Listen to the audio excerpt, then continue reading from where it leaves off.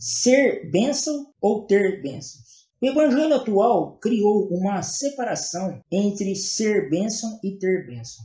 Mas será que a Bíblia ensina esse tipo de separação? A Bíblia fala ali em Gênesis, no capítulo 2, no chamado Pacto Abraâmico, que Deus, ao estabelecer o chamado dele a Abraão, disse: "Sê tu uma bênção".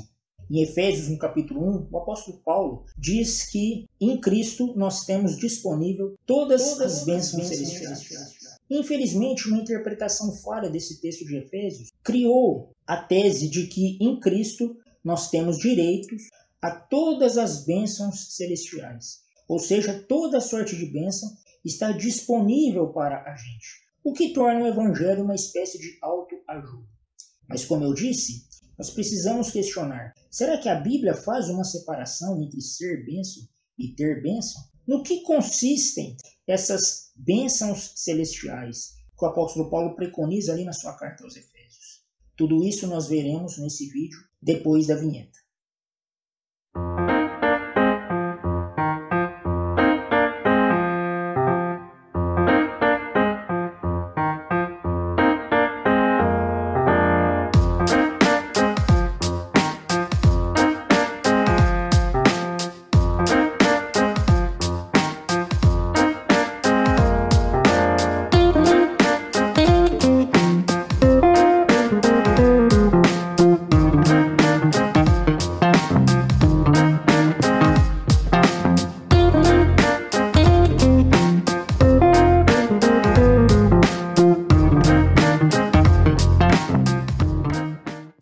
Olá amigos, sejam bem-vindos a mais esse vídeo.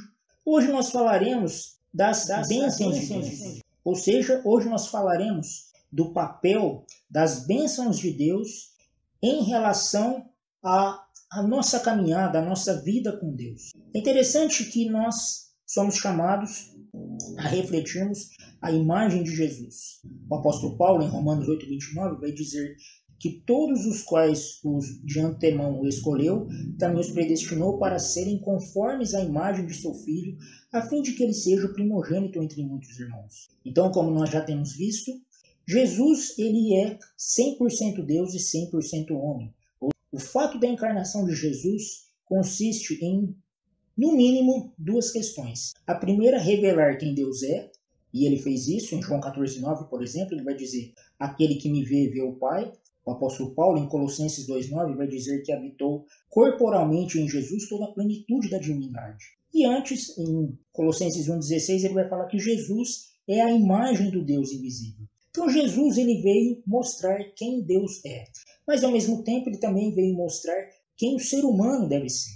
É nesse mote, por exemplo, que o apóstolo João vai dizer na sua primeira carta, lá no capítulo 2, no versículo 6, que aquele que diz estar em Cristo deve andar como ele andou. Então, se Jesus ele veio revelar quem Deus é e também quem o ser humano deve ser, ou seja, ele é o nosso modelo supremo de ser humano, nós precisamos considerar o fato de que a encarnação de Jesus foi fundamentada no chamado Pacto Abraâmico.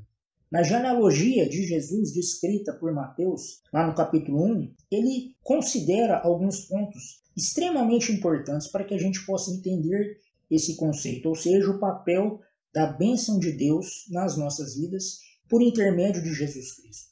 Mateus ele vai dividir a genealogia de Jesus em 3 gerações. A primeira geração, de Abraão até Davi, a segunda, de Davi até o cativeiro babilônico, e a terceira, do cativeiro babilônico até a vinda de Cristo. Por que isso é importante? Porque nós vemos que Mateus, a fim de escrever para os judeus, fala da genealogia de Jesus começando de Abraão.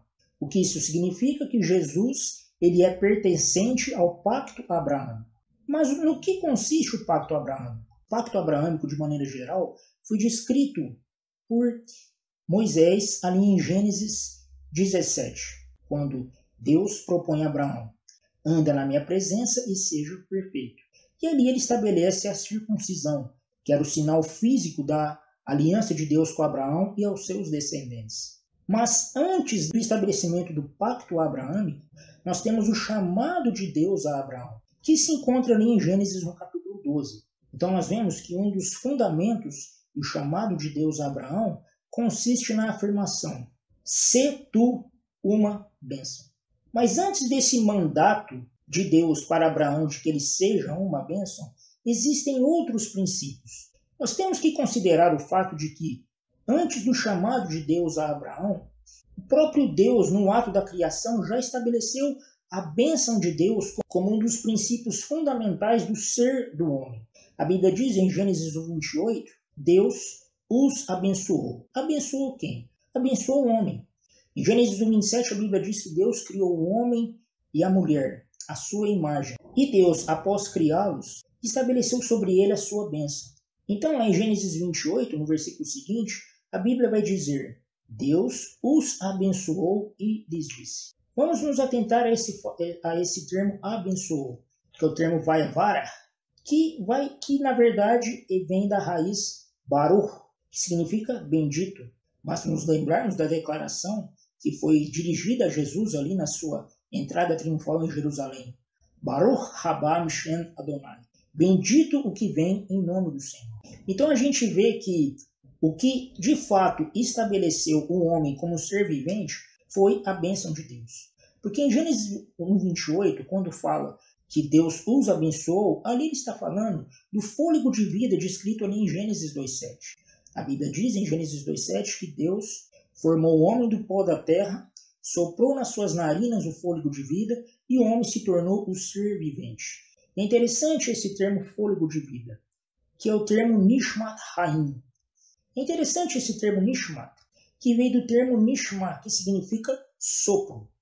Na Bíblia nós temos duas expressões que são semelhantes, que é a expressão Nishma e a expressão Ruá. Ruá é que aparece, por exemplo, em Gênesis 1:3, quando fala que o Espírito pairava sobre a face do abismo. A expressão ali, Espírito do Senhor, é a expressão Ruach Elohim. A expressão Ruá fala de vento, mas a expressão Nishmat fala de sopro. Então, em Gênesis 2:7, não fala do vento de Deus, ou do vento da vida, mas fala do fôlego. A palavra Nishmat vem da palavra Nishmat, que significa sopro. Assim como o homem sopra sobre alguém, Deus soprou sobre as narinas do homem.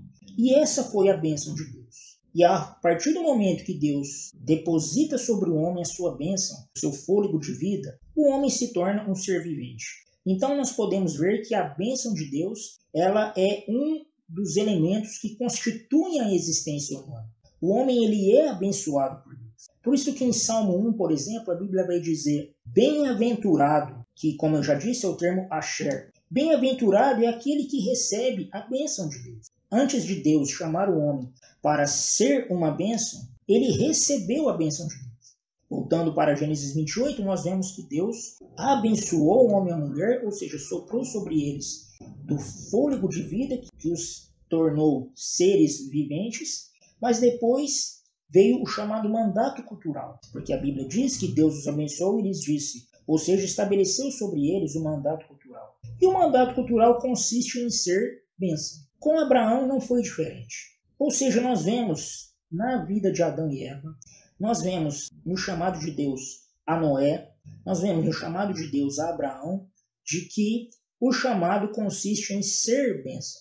Você pode ver, por exemplo, que no chamado de Deus para Noé, a partir do ministério de Noé, a partir do cumprimento da vocação de Deus sobre a vida de Noé, todas as famílias seriam benditas, ou seja, todas as famílias que viriam a partir dos filhos de Noé. Com Abraão não foi diferente. A Bíblia diz ali em Gênesis 12, nos versículos 2 e 3, todas as famílias da terra seriam benditas.